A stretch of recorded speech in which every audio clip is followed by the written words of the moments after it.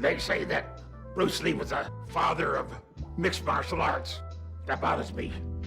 If he's the father of mixed martial arts, I'm the grandfather of mixed martial arts. If it gets the adrenaline pumping, chances are Gene Lebell has done it. The native son of California lived a long, wild life. Professional fighter, wrestler, amateur judo champion, martial arts instructor to legends, and a stuntman to Hollywood stars. In his life, Gene wrecked cars, leapt from buildings dozens of feet in the air, beat up one of Hollywood's biggest stars, and even got away with murder. And realize how I didn't even say allegedly. Well, that's because my man did that. Are you kidding me? Hey yo, it's an understatement to say our boy Gene Lebell lived a crazy life, man. Because he really, really did. It's a life that needs to be remembered and needs to be shared with the generations that are coming after us. Because he's not responsible just for stars, but he's also responsible for some of the techniques that you see every Saturday on the UFC or any MMA promotion. So, without further ado, let me introduce you to Gene Lebell, A Combat Life. It's your boy Lou Too Sick. Bow. Keep those hands up, baby.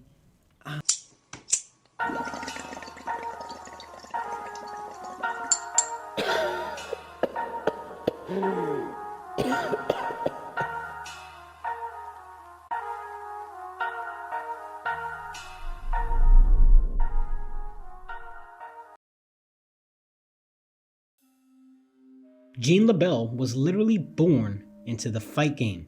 The son of famed wrestling and boxing promoter redhead Eileen Eaton, the first woman ever to be inducted into the International Boxing Hall of Fame, naturally, Gene flocked to combat sports.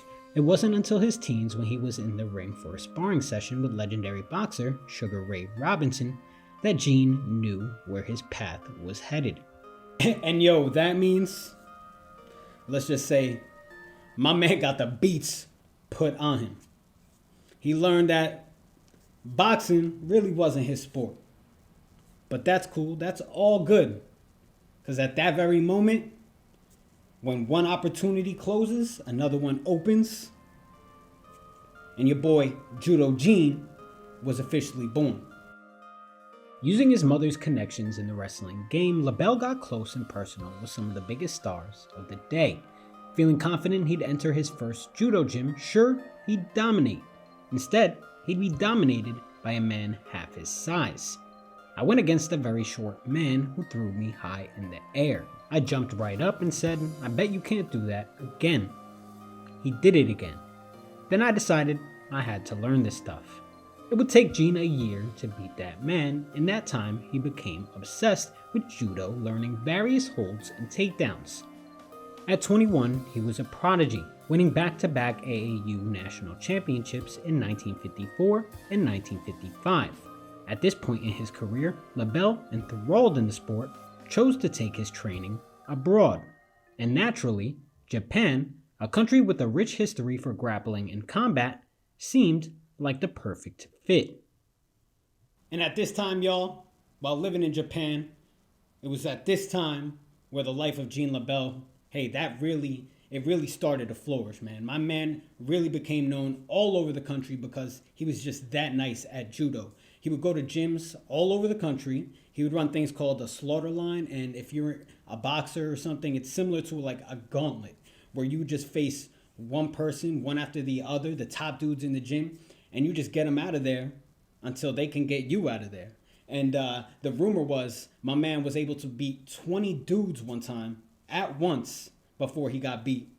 So he was that nice. And in that time, he was able to create a little bit of a reputation for himself. And Japan really became a second home for our dude Gene. When in doubt, choke him out.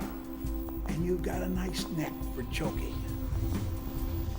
Lebell was also a bit of a showman. At this time in his career, he became known in Japan for wearing a pink judogi. Due to an issue with his laundry, the suit changed colors and Lebell completely embraced it. It was said that he'd use the pink gi to goad an opponent in the gym, then surprising them, making them stretch until they cried uncle. Now at this time in his life, our man Judo Gene, well, he had won over 100 trophies in judo, became a little minor celebrity in Japan, and with all that happening, my man was still broke. It stinks. Judo wasn't paying the bills at all. So, he had to take a long, hard look at his life, make some tough decisions, and at this time, this is when Judo Gene decided to join the family business. Now, you think judo would help Lebell transition into professional wrestling seamlessly? Well, it wasn't the case. You see, Lebell was a terrible actor. Nothing he did was believable, and the tough man who was once a judo champion looked weak in front of crowds. He was unable to move tickets and rarely moved past the undercard. And now Lebell really had a problem, man. I mean, 2 failed careers, one that he just wasn't good at, and one wasn't paying the bills. So at this point, the dude really needed a break. And fortunately, the stars aligned, and the heavens basically gave that man the break he needed. In 1963, a writer by the name of Jim Beck wrote an issue of Rogue magazine, basically another form of Playboy, that all judo and karate guys were bums. He then went on to challenge them to a match against a professional boxer with $1,000 in his own cash on the line. And for a journalist, let me just say, my man was cocky. Listen to what he had to say. "Judo bums hear me one and all. It's one thing to fracture pin boards, bricks, and assorted inanimate objects, but quite another to climb in the ring with a trained target. My money is ready." When Lebell was told of the writer's trash talk, he responded in the wildest way possible. "For $1,000, I'll fight my grandmother." Nice. So just like that, the challenge was accepted. Lebell's opponent on that fateful night? A middle-of-the-road middleweight professional boxer by the name of Milo Savage. 49 wins, 45 losses, and over 20 knockouts in his career. The two would agree to rules beforehand requiring Savage to wear a gi. Leg kicks would be barred, but Lebell could use, quote, "all that other judo crap." That's a direct quote. Now the two would fight in front of a small crowd in Salt Lake City, Utah. Lebell would have trouble taking the boxer down, but eventually would secure a choke in round 4, securing victory. So all good, right? Challenge accepted, challenge won. We can all go home, right? We're all good to go? Nah, because our man Judo Gene, well, that boy was a nut.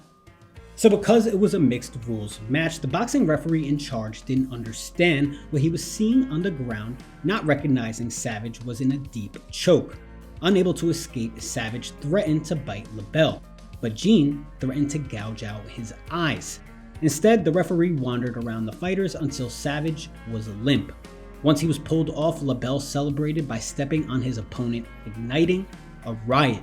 Chairs and glass bottles began to shower the ring from an angry crowd who had never seen a fighter choked unconscious before. No one knew if Savage was dead or not. It's even said that on his way to the locker room, a fan even had gotten loose and tried to stab Gene. For real. It was a wild night, but Gene defended the honor of judo. I wonder what Jim Beck has to say all these years later. So when this was all said and done, our boy Judo Gene decided to use a bit of the connections that he had in life, and he entered the showbiz industry, man. He worked as a stuntman, but he really became known around the showbiz industry, around Hollywood, as a trainer to the stars. And he really had a long list of dudes that he trained to get ready for films and TV shows and all stuff like that, man. He had dudes like Chuck Norris, Bruce Lee, Roddy Piper, and most recently, he trained the quote, maybe greatest woman of all time, Rowdy Ronda Rousey. So the dude was basically Yoda, one can say. Now it's 1976. At this point, Lebell's life itself was looking a bit like a movie. That's because this man caught himself entangled in a murder case. July 22nd, 1976, private investigator Robert Hall was shot through his kitchen window. Hall died while going into the refrigerator for a snack. It's said that a fresh cherry was found in his mouth by medical professionals. He couldn't even finish his snack.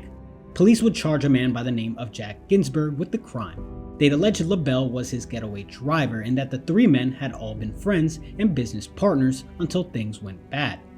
Now there's so much more about this case that it really should be given a whole other video, but I'll summarize it basically as this. Gene Lebell, well, he did that shit. Plain and simple. Police have him on tape actually confessing to the crime. He was later found guilty of being an accessory, and he was sentenced. I don't know if it's just because it was the 1970s and things were more lax back then, but he was sentenced to just a year. A year for accessory to murder. That's it. Now later on, he ended up, appealing the sentencing and the charge. All that ended up getting overturned, but just another wild chapter in the wild life of Gene Lebell. And it gets even more wild. Through murder charges and legal battles, Lebell continued to work in Hollywood. He had a great reputation, and according to co-workers, he was gregarious and a pleasure to work with. Unless you were a bully. Unless you were Steven Seagal. I think you better dial 911. Actor Steven Seagal ruled the 1990s with his action movies. Known for his roles in Above the Law and Hard to Kill, Seagal was also a black belt and supposedly a former member of the CIA. Basically, he was considered the real deal, and he was known to act like it, bullying staff and stuntmen on the sets of his movies. Well, one of those stuntmen ended up being the wrong one. Our man, Gene. That's a true story. That's an absolute true story. Man. Gene Lebell told me that story. Yeah. Gene tells you it like this. He doesn't actually tell you the whole story. What's the story? Well, Steven was trying to say that no one could choke him out. You can't choke him out. He had this move. This move will stop you from choking out. So, I was like, all right, Steven, let's try it. I get him in a headlock there. I get him in the rear naked. And he takes this hand, the free hand, and then you just karate chops me right in, the old sisters. And there's the way Gene Lebell talks, Right. he wouldn't even say his balls. He's like the nicest guy ever. He would say something like, Right in the old Johnson. and then, And then I guess he got tired after doing that, and he just fell asleep. And I guess maybe he forgot to go to the bathroom, so he went to the bathroom then. Oh, that's hilarious. Holy shit. Lebell remained active late in life, training athletes and actors. Many say if he was in his prime today, he'd be competitive in MMA promotions like the UFC or PFL. Lebell would pass away in his sleep in 2022, leaving behind a long, long life of stories and a legacy as the godfather of grappling. Some may say the toughest man ever. So there it is, y'all. Gene Lebell, a combat life, and it was a life of crazy chapters. But at the end of the day, the man left an everlasting legacy for all of us to enjoy. Let me know in the comments if you think he's the toughest man ever. I know he didn't have a professional fighting background, but this was before all of that, all right? Before the days of the hard men, all right? The tough men, whatever that means, But yeah, hit the comments. Let me know what you guys think, all right? Like the video, subscribe, because we got more stuff coming when it comes to combat biographies like this. List videos when it comes to professional wrestling, UFC, boxing, all that. If it happens in a ring, we are covering it. So let me know what you guys think below. Keep following. We got more history stuff coming. And always, keep your hands up. It's Lou Too Sick, baby. Love you guys. Every time I wake up, shit feel the same. Got a million thoughts and they weighing on my brain. Sipping on my favorite liquor just to ease the pain. Cause I feel like I'm crazy and desperate need to change. Making plans to move and talking state to state. Talking pounds and haze, medical high grade. Look how my eyes stay. What more can I say? How dare a nigga tell me that this rap won't work?